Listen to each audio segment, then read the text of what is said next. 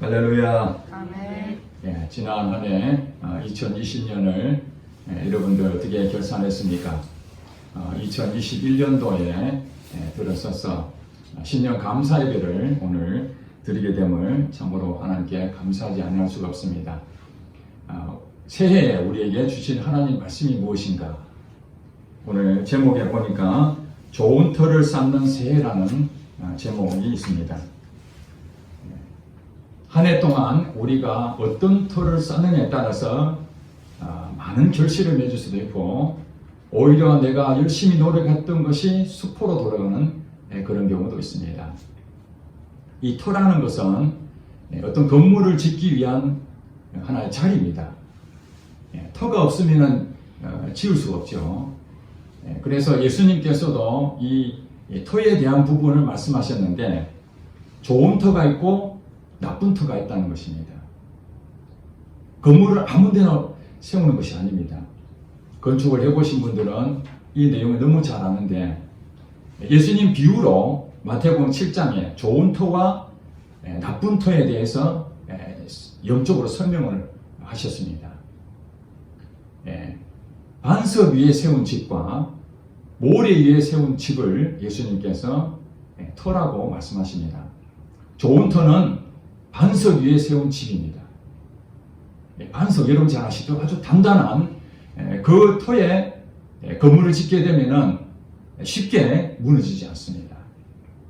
반대로 모래 위에 세운 집은 분명히 맞는데 그 터가 모래로 되어 있기 때문에 아무 문제 없을 때는 이게 좋은 터인지 나쁜 터인지 알 수가 없습니다.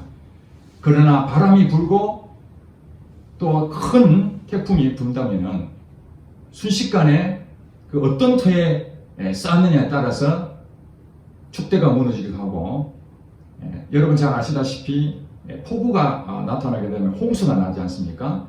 산사태도 나타나고, 반석 위에 든든하게 세워진 집은 홍수가 나도 휩쓸려 나지 않습니다. 무너지지 않습니다. 이것이 좋은 터라는 거예요. 영적으로 말한다면 좋은 터와 나쁜 터가 있는데, 예수님 말씀하시기를 이 좋은 터, 반석 위에 세운 집은 나의 말을 듣고 행하는 자를 반석 위에 세운 집이다. 그렇게 비유로 말씀했습니다. 반대로 모래 위에 세운 집은 예수님 말씀하시는 것을 듣고도 행하지 아니하는 것을 모래 위에 세운 집이다. 그렇게 말합니다. 집을 지었어요. 열심히 집을 지었는데 반석 위에 세운 집은 예수님 말씀을 붙잡고 순종한 결과 무너지지 않는 집이 된 것이고, 예수님 말씀을 듣고도 예수님 말씀대로 순종하지 아니하고 자기가 열심을 내서 힘써서 노력하고 수고했는 그런 집을 지었는데, 나중에 창수가 나고 바람이 부니까 터가 모래로 지어졌기 때문에 사실은 물거품처럼 공동탑이 다 무너지는 이런 일이 생긴다는 거예요. 이 차이가 어디에 있습니까?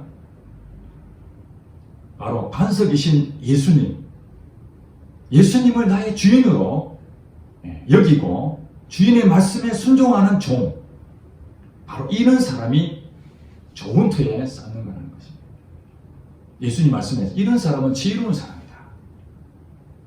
그런데 예수님이 자기의 주인인데도 불구하고 그것을 거절하고 내 힘으로 해보는 사람은 내가 주인이 되는 것이죠. 예수님이 주인이 아니라 내가 주인이 되는 거예요. 내가 주인으로 하나님의 일을 많이 해본들 자기 스스로는 만족할지 모르지만은 그 터가 자기가 쌓은 성이기 때문에 다 무너지게 됩니다. 신앙생활 20년, 30년 오랫동안 했는데도 나중에 신앙을 다 팔아먹고 교회를 떠나는 경우도 있습니다. 하나님을 원망할 때도 있습니다. 언제 원망합니까? 언제 불평불만합니까? 어려움이 닥칠 때 그런 일이 생기죠.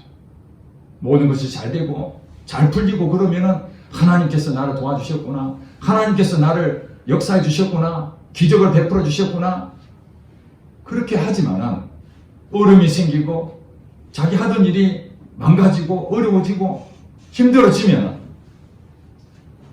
자기가 쌓은 성인지 아니면 하나님 말씀으로 쌓은 성인지 그 구분하지 아니하고 오만부터 나온다는 거예요.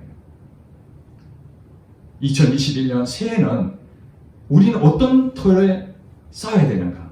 우리의 신앙의 반석을 어디에 세워야 되는가? 그 좋은 터에 세워야 된다는 거예요. 좋은 터에 세워야 된다. 그것은 바로 예수님이 나의 주인으로 모시고 예수님 말씀대로 순종하며 나가는 것입니다. 그러면은 당장에는 눈에 보이지 않고 어려움이 생기고 힘들어도 이미 좋은 터에 쌓여졌기 때문에 반석이신 예수님의 그 터 위에 쌓아진 그 모든 수고는 결코 헛되지 않는다는 거예요. 오늘 본문에 보니까 사도 바울이 자기 아들처럼 여겼던 디모데에게 편지를 한 통 보냅니다. 디모데는 에베소 교회를 담임하고 있었습니다. 그런데 이 디모데는 나이가 어렸어요. 경륜도 짧고 목회도 한 지 얼마 안 된 신참이었습니다. 그 성도들을 어떻게 인도해야 될 것인지 사도 바울이 애타는 심정으로 이 어린 가나이도 아주 젊은 이 디모데에게 목회의 방향에 대해서 가르침을 주고 있는 내용이 오늘 디모데 전서입니다. 그 안에 있는 에베소 교회의 성도들 가운데에 부자들이 있었습니다. 당시 에베소는 무역하는 도시였기 때문에 사람들이 장사하는 사람들이 굉장히 많았습니다. 그 사업하는 사람들이 하나님을 믿고 교회 공동체에 오게 됐어요. 그런데 그 사람들에게 어떻게 가르쳐야 되는지를 사도 바울이 아들과 같은 디모데에게 고면한 내용이 오늘 본문에 나옵니다. 17절에 보니까 네가, 이 너는 디모데를 말하는 거죠. 너가 이 세대에서 부한 자들을 명하여 성도들 가운데에 부자인 사람들에게 어떻게 가르쳐야 되는지를 말하고 있는 것입니다. 부자들에게 이렇게 말해라. 마음을 높이지 말고 정함이 없는 재물에 소망을 두지 말고 오직 우리에게 모든 것을 후히 주사 누리게 하시는 하나님께 두라. 그렇게 가르쳐라는 거예요. 우리가 돈이 많다는 것은 굉장히 좋은 것입니다. 물질이 많은 것은 쓸데도 많고 오늘날처럼 물질이 소중함이 더 큰 사례가 없습니다. 요즘 뉴스를 보면 아시겠지만 주식이 3,000포인트가 넘어섰다 해서 주식 광풍이 다시 불고 있습니다. 이 코로나 어려운 시대에 취업도 안 되고 비즈니스도 지금 다 어려운 상황입니다. 여러분 아시다시피 자영업자들이 먹고 살기가 정말 힘든데 돈이 어디서 왔는지 그 주식에 엄청나게 많은 돈이 쏠리게 되고 또 가상화폐에 비트코인이라는 그 화폐 하나가 그 가치가 수천만 원이라는 자기 돈을 다 집어넣고도 더 많이 벌고 싶어서 빚까지 내가지고 대출받아서 지금 그런 광풍이 불고 있습니다. 왜 그렇게 사람들이 열광할까요? 서울에 있는 집값은 천정부지로 올라가고 아무리 부동산을 안정화시키려 하더라도 계속적으로 올라가니까 늦게 집을 사면은 돈을 못 버니까 더 많이 빌려서라도 집을 마련하려고 하는 이 현상이 왜 이렇게 될까요? 물질에 대한 부분이 욕구가 굉장히 커진 시대입니다. 돈만 있으면 무엇이나 할 수 있는 세상이 됐습니다. 정말 그럴까요? 이 부한 자들이 어떤 일이 생기느냐? 본문에 말씀할게요. 마음이 높아진다. 마음이. 교만하다는 거예요. 돈이 많은 사람들 치고 겸손한 사람이 드물어요. 분명히 그 중에 겸손한 사람이 있습니다만 그게 매우 소수입니다. 대부분 많이 가진 사람들은 자기 자신을 믿습니다. 왜? 돈이 힘이 있으니까. 돈 앞에 사람들이 굴복합니다. 가난하고 어려운 사람들은 사람 취급도 안 하고 인정도 받지 못하고 냄새나고 더럽다고 오지도 못하게 하고, 그런데 돈 있는 사람은 서로 그 옆에 붙으려고 합니다. 돈 힘이 있습니다. 그러니까 부한 자들은 마음을 높이려고 하는 마음이 자연스러워지는 거예요. 그 사람들이 또 말하기를 정함이 없는 재물이라고 성경은 말하고 있습니다. 이 재물이 정함이 없다, 확실하다고 그렇게 말할 수가 없다는 거예요. 우리 인생을 전부 투자하려면 그것이 분명해야 됩니다. 확실해야 됩니다. 그래야 내가 전부를 투자할 수가 있죠. 근데 재물은 내 인생을 전부로 투자할 만큼 분명하지 않다는 거예요. 정함이 없다, 불확실하다는 것입니다. 여러분, 돈에 날개가 있다는 거 아십니까? 돈 날렸다는 소리 들어봤잖아요. 돈이 날아갔다는 것입니다.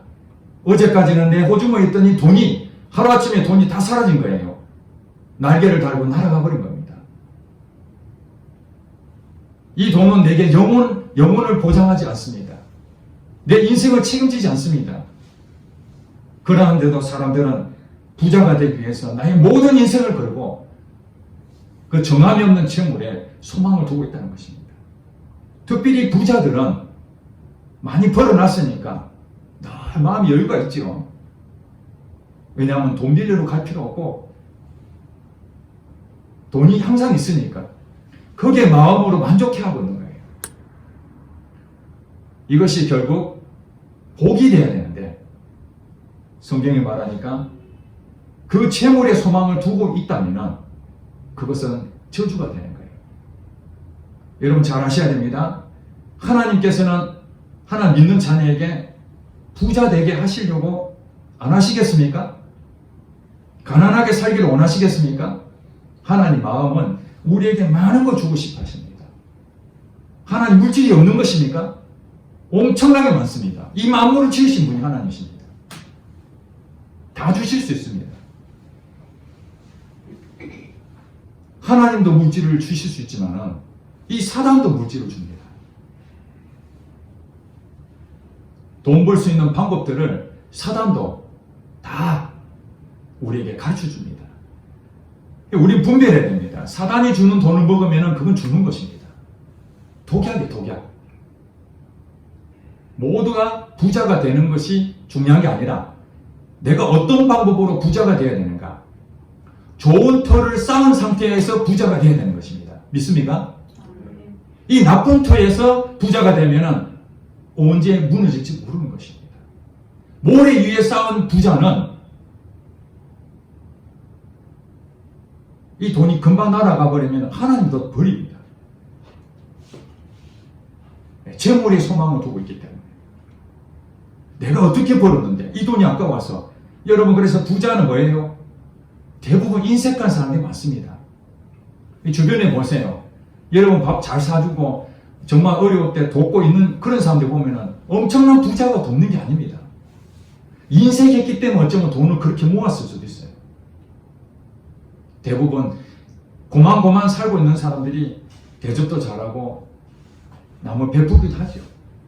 그러나 진짜 하나님이 주신 그 복을 받은 부자들은 그 돈을 쌓으려고 하는 것이 아니라 오늘 18절에 보니까 선을 행하고 선한 사업을 많이 하고 나누어 주기를 좋아하며 너그러운 자가 되라. 하나님이 부자에게 주신 사명이 있다는 거예요. 왜 그 사람에게 부자의 재물을 주셨는가? 그건 자기가 먹고 움켜쥐고 인색하게 살아라는 것이 아니라 하나님은 어려운 이웃들이 너무 많은 거예요. 하나님은 본성이 사랑이십니다. 그렇기 때문에 악인이든지 하나님은 모르는 사람이 할지라 하나님은 그들에게 사랑을 베풀기를 원하시는데 누구를 통해서 합니까? 하늘에서 떨어지는 것이 아니라 예수를 믿는 하나님을 믿는 재물을 가진 자가 자기 쓸 것뿐만 아니라 이제 이웃에게 계속해서 흘려보내는 일을 하는 것이 부자의 사명이라는 거예요. 여러분 그것 때문에 부자 되려고 하십니까? 좋은 터를 가지고 부자가 되어야 된다. 하나님께서는 아무 얘기도 안 하셨는데 자기가 이걸 한번 해보겠다. 그래서 내가 돈 많이 벌면은 내가 하나님을 위해서 선한 일을 하겠습니다. 이 순서가 바뀐 거예요. 터를 잘못 잡고 자기가 열심히 노력해서 하나님께 영광을 돌리겠다 하는 거, 그거 하루아침에 다 무너질 수가 있습니다. 그리 되면은 내가 주인으로 사는 거예요. 하나님께서 원하시는 부자는 기본을 바로 해야 되는데, 내가 주인인가? 하나님이 주인인가? 그거 분명하게 해야 됩니다. 또 이 얘기 하지 않습니까? 17절에 재물에 소망을 두지 말고 오직 우리에게 모든 것을 후히 주사 누리게 하시는 하나님께 두라. 재물에 소망을 두지 말고 하나님께 소망을 두라는 거예요. 이게 오늘 핵심입니다. 좋은 태에 쌓는다는 것은 뭐냐면은 하나님께 소망을 두는 거예요. 나의 모든 것을 하나님께 관심을 가지고 초점을 맞춰 있는 거죠. 그분이 바로 나의 주인이시기 때문에. 하나님께 소망을 두지 못하는 이유가 뭡니까? 하나님을 나의 주인으로 여기지 않는다면 다른 데에 관심을 가지게 됩니다. 어떤 사람은 돈에 관심을 가지게 되고, 어떤 사람은 지위에 관심을 가지게 되고, 어떤 사람은 자기 하는 일에 취미든지 무엇이든지 좋습니다. 자식에게도 관심을 가지게 되고, 하나님보다 더 관심을 가지는 이것이 바로 영적으로 이 부한자들에 대한 얘기하고 같은 얘기입니다. 꼭 돈 많은 사람을 지칭한 것뿐만 아니라 하나님의 관심을 두지 아니하고 내가 가장 소중한 그것을 관심에 두면은 그 마음이 높아지게 되고 하나님을 주인으로 여기지 않는다는 것입니다. 하나님께서는 우리에게 모든 것을 다 주시는 분이십니다. 하나님이 공급자이십니다. 그렇기 때문에 예수를 믿는 우리는 청직입니다. 청직이. 하나님이 우리에게 소중한 것을 다 맡기셨어요.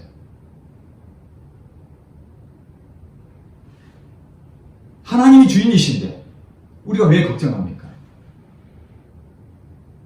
하나님이 우리에게 공급하신다는 것을 오늘 보니까 후히 주사 누리게 하시는 하나님께 두라. 많은 사람들은 하나님에 대해서 공급을 받는 것을 경험이 없다 보니까 하나님은 우리에게 하지 마라 하라 이런 명령만 내리고 징계만 하고 신앙생활을 굉장히 힘들게 하는, 그래서 내가 하나님만 맞추는 것이 너무너무 힘드니까 반대로 내가 하고자 하는 것을 하나님이 맞추라고 자꾸 그렇게 강조를 합니다. 하나님의 마음은 뭐냐?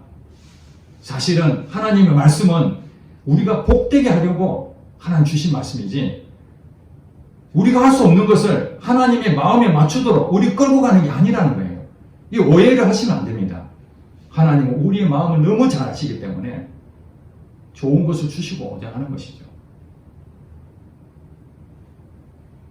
누가복음 6장 38절에 주라 그리하면 너희에게 줄 것이니 후히 되어 흔들어 넘쳐 안겨주리라.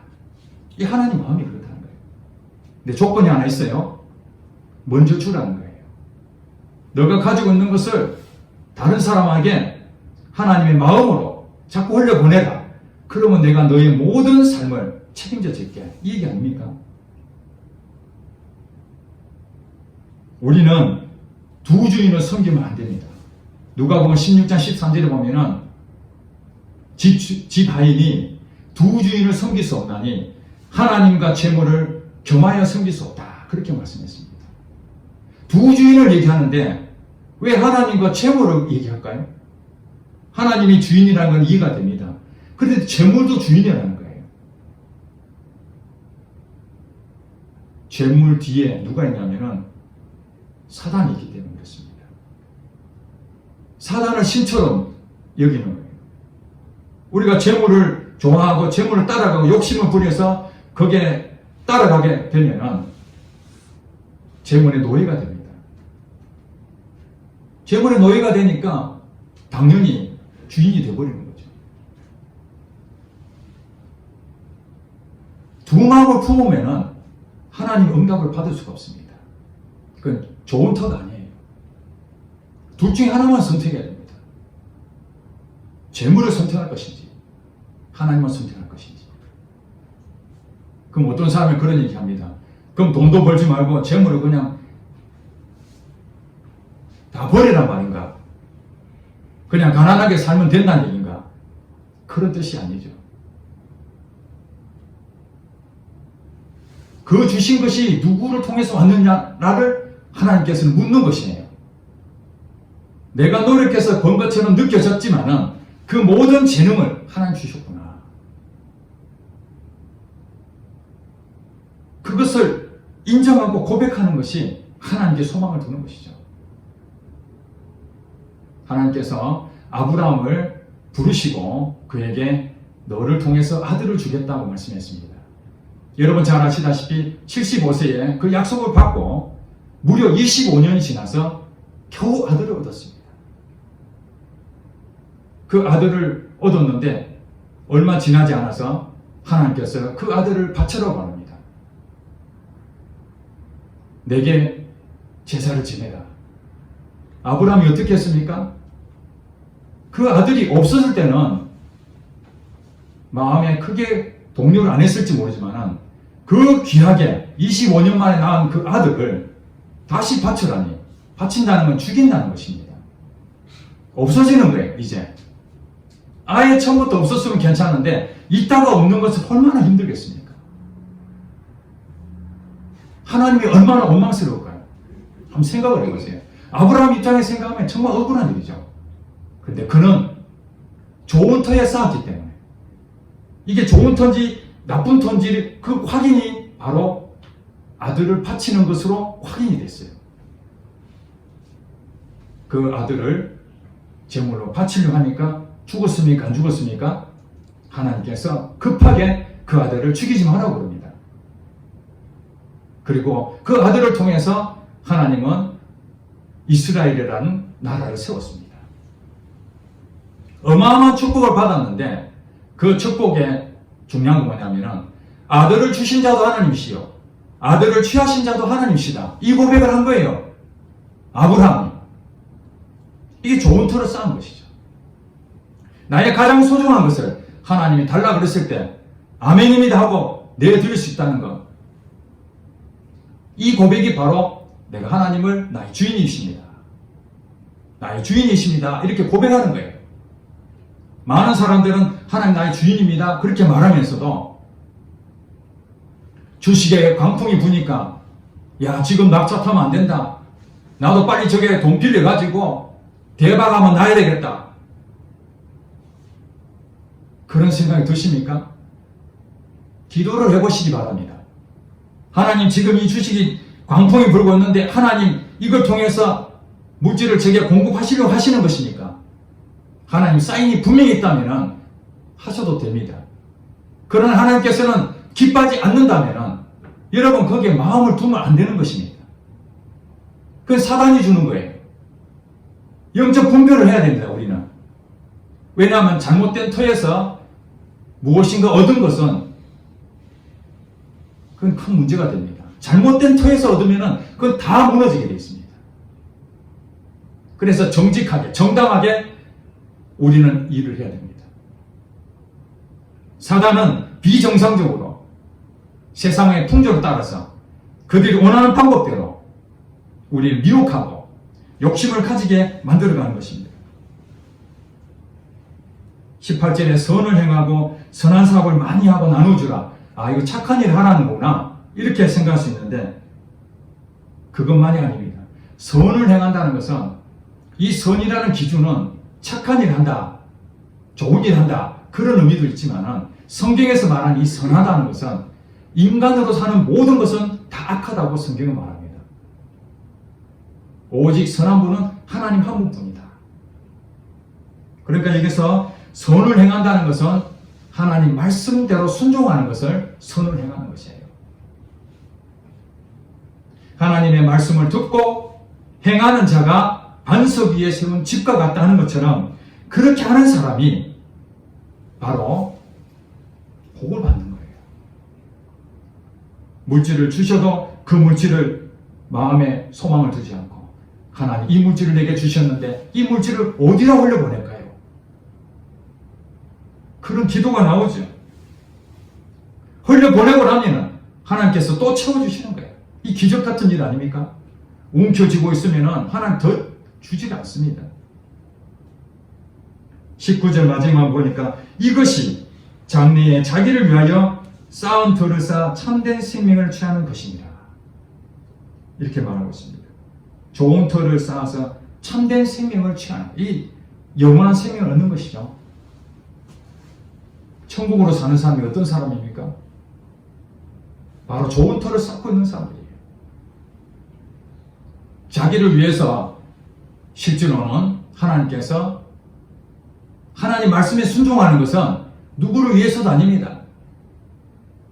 내가 천국 백성으로 사는 먼저 은혜를 받습니다. 여러분 연예인 중에 차인표라는 연기자가 있잖아요. 아프리카에 가서 어려운 사람들 격려해 주려고 갔다가 불쌍히 여기려고 갔는데 그 눈이 큰 조그만 어린아이가 손을 내밀면서 사랑한다는 고백하는데 기가 막힌 일 아닙니까? 누가 누구를 지금 사랑한다 해야 됩니까? 정상적인 사람이 정말 어려움을 당하고 있는 그 사람을 불쌍히 여기고 사랑하고 섬기고 이거 정상적인데 오히려 아프리카의 그 한 소녀가 차인표를 바라보면서 사랑하는 마음으로 환한 미소로 손을 내밀 때에 거기서 차인표가 깨달았다고 합니다. 아, 내가 이 사람을 사랑하려고 왔는데 오히려 내가 사랑을 받는구나. 하나님 마음을 보게 된 거예요.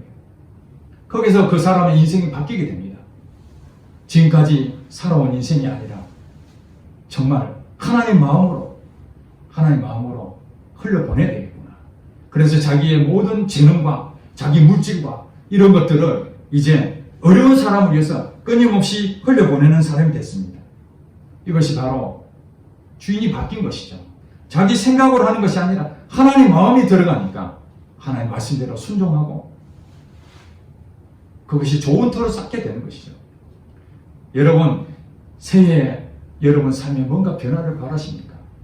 더 믿음이 성장하고 나의 상황이 하나님 앞에 더 가까이 나가기를 원하십니까? 지금 현재에 내가 가지고 있는 터가 내가 주인으로 살고 있는지 하나님이 나의 주인으로 살고 있는지 그걸 확인하시기 바랍니다. 그래서 내 힘으로 하는 것이 아니라 내 능력으로 하는 것이 아니라 내가 꿈을 가지고 내 뜻을 이루기 위해서 하나님 도와주세요 이렇게 하는 것이 아니라 하나님 뜻을 위해서 하나님의 소원을 위해서 제가 어떻게 하면 되겠습니까? 하나님 제가 이 일을 하면 되겠습니까? 이것이 하나님 원하시는 일입니까? 그것이 바로 하나님께 소망을 두는 것이고 하나님 나의 주인으로 삼는 것이에요. 그 걸음을 지금부터 시작하면 지나간 세월들은 우리가 어쩔 수 없지만 지금부터라도 그 첫 걸음을 예수님이 나의 주인으로 여기고 한 걸음씩 한 걸음씩 이 말씀을 따라서 행하게 되면 여러분에게 놀라운 기적을 맛보게 될 것입니다. 기도하겠습니다.